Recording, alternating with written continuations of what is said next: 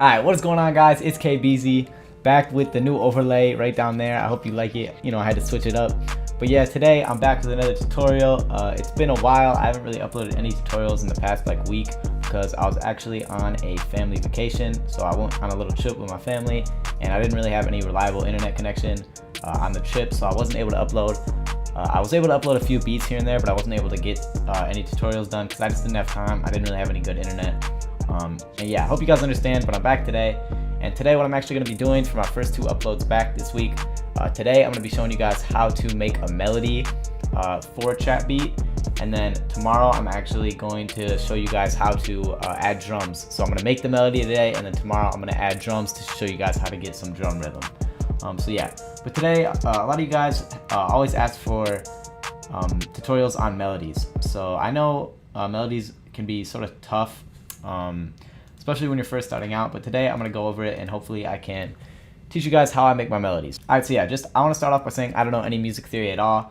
I just sort of learned this stuff over time just from making so many beats. So this is, first I opened up a sampler. And what this is just all the notes I'm going to use for the melody. So as you can see, and this can go up an octave or down an octave. So yeah, these notes right here are, I think it's called a C minor scale. Anyway, all these notes pretty much sound good together. So it's pretty basic. We're just gonna have to stay in these notes and then our melody will sound good. So, and this can move up or down too. So usually I make all my beats starting in this scale just because I don't know any music theory, so it's easier for me because I've memorized this just from making so many beats. And then over time, as I'm like done making the beat, I'll pitch it up or down depending on, you know, the feel I want to go for. So first I'm just gonna get a nice little pattern. So as you can see, all these notes sound good together. So I have a Nexus piano open and I'm just going to click this in. So yeah, that just sounds good together. That's the scale. So we're gonna be using those notes. So first I'm gonna get sort of I'm gonna try to just click something in that's sort of catchy. So yeah, I just want to talk about octaves. So I feel like a lot of people don't know, but especially lately I've sort of been noticing that when you like change the octave of a note, it can completely change the vibe of the melody. So for example, this A sharp right here, that's what it sounds like if that's down, but if I pitch that up by hitting Control and up, if I pitch that up an octave, so that sounds a lot better than this. So you can use octaves sort of to change the vibe of the melody. So first I'm just going to get something pretty repetitive going. So yeah, I just moved that C up an octave, and that's going to add some variation. So you don't always have to be using different notes every time. You can just change the octaves of various notes in your pattern and it can create a whole new vibe. So I'm going to just mess around with this too. Ooh, I like that, so I'm actually going to use that and duplicate that over. Oh, my bad, I missed a note. Alright, so this is the main like pattern I'm going to go for.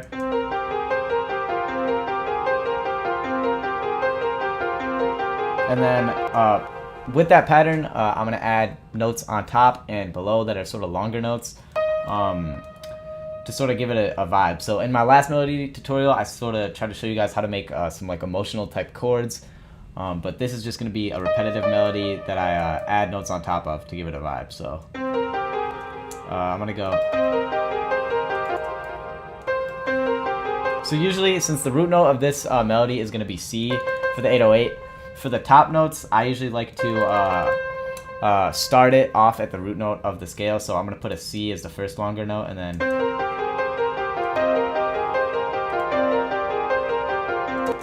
so that's going to be the pattern that the 808 is going to follow too. So as you can see, these four notes are longer than the rest of them, and that's going to give it more variation. So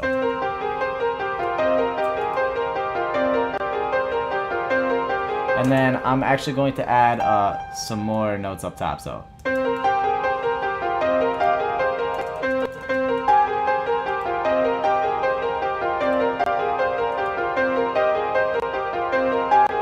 yeah, all those notes at once combine to give it sort of a like harmony feel to it, because if I just use this original pattern, which was just you know, repetition over and over again, it didn't sound that good. But you can just add some simple things. So you know, if you look at it as a whole, it's a pretty complicated melody, or it might be sort of intimidating if you're new to making beats.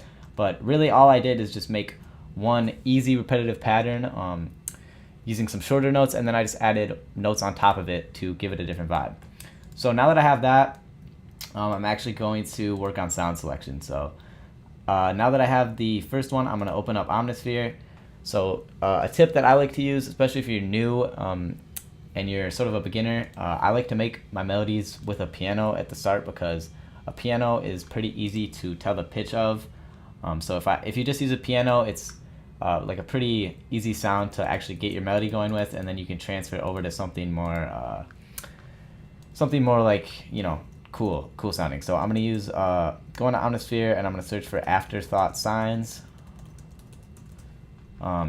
This is a pretty cool preset. It sounds like something like Nav would use, or something like Metro.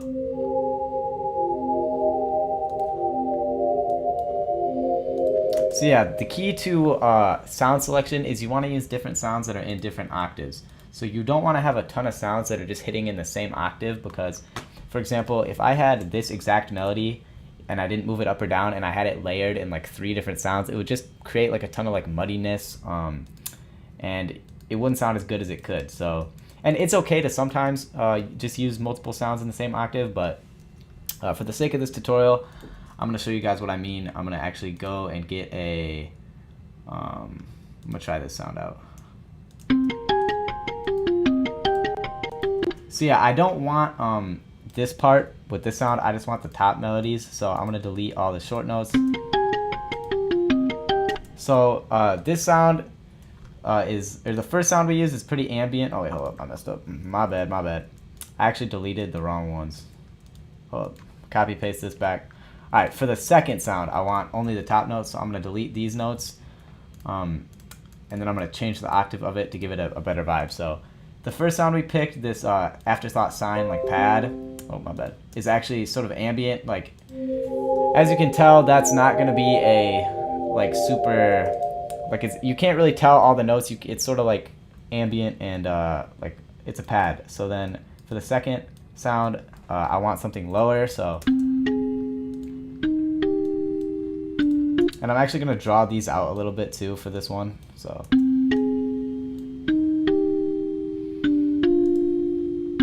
so then those combined sounds like this.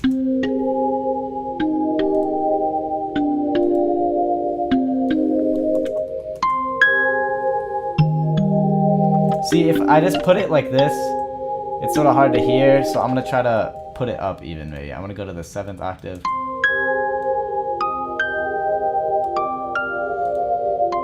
See how much easier that is to hear? Because if I just put that in the middle, like this, like, you can barely even hear that. Like, it's there, but it doesn't like stand out from the original melody. So now that I have that, I'm probably going to add one more sound. That's what I would do. And I would go for the lower notes. So since the second melody we added is just the top notes, I'm going to add maybe a lower version of just the bottom notes. So I'm going to take out all these top notes for the third melody, and then I'm going to try to get a sound that, since we have an ambient sound and then a high pluck, I think a low pluck would sort of go well with what we have right now, because we don't really have anything lower that's sort of like can sort of like cut through the mix. So I'm gonna try out like a guitar preset, I think. So